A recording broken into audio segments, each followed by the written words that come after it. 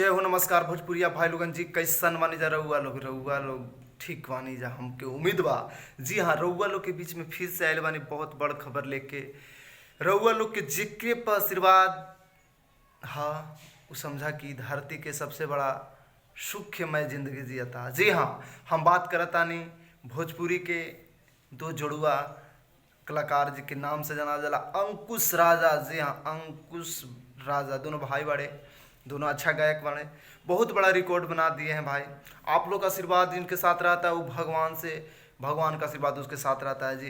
वो बहुत बड़ा रिकॉर्ड बना दिए हैं। आप लोग का आशीर्वाद से उनका एक गाना आया था, जो गाना का नाम है ए राजा सॉरी कुआरे में गंगा नहिले वानी। जी हाँ, सिल्फी राज जी और अंकुश राजा जी साथ में गाए थे, म्यूजिक दिए थे आर्या शर्मा जी और लिखे थे बोस रामपुरी जी। इसको रिलीज किया गया था उनके ऑफिशियल चैनल से, जो चैनल का नाम है अंकुश राजा। जी हाँ, एक महीने में 100 मिलियन प्लस। जी हाँ, जैसे कि पंजाबी सॉन्ग का एक महीने में 100 मिलियन जाता है, हिंदी बॉलीवुड सॉन्ग का उसी तरह से अब भोजपुरी इंडस्ट्री में भी जाने लगा है एक महीने में 100 मिलियन। जी हाँ, एक महीने में 100 मिलियन व्यू मिला है।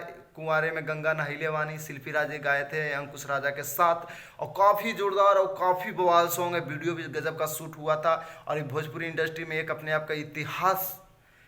आप में इतिहास बना दिए हैं अंकुश राजा जी। एक बहुत बड़ा उपलब्धि है उनका कि एक महीने में 100 मिलियन प्लस व्यू मिलना, 500 प्लस लाइक मिलना, 26,000 प्लस कमेंट मिलना। जी हाँ, ये बस आप लोग का आशीर्वाद है भाई लोग, आप लोग का आशीर्वाद है, श्रोतागण का आशीर्वाद है।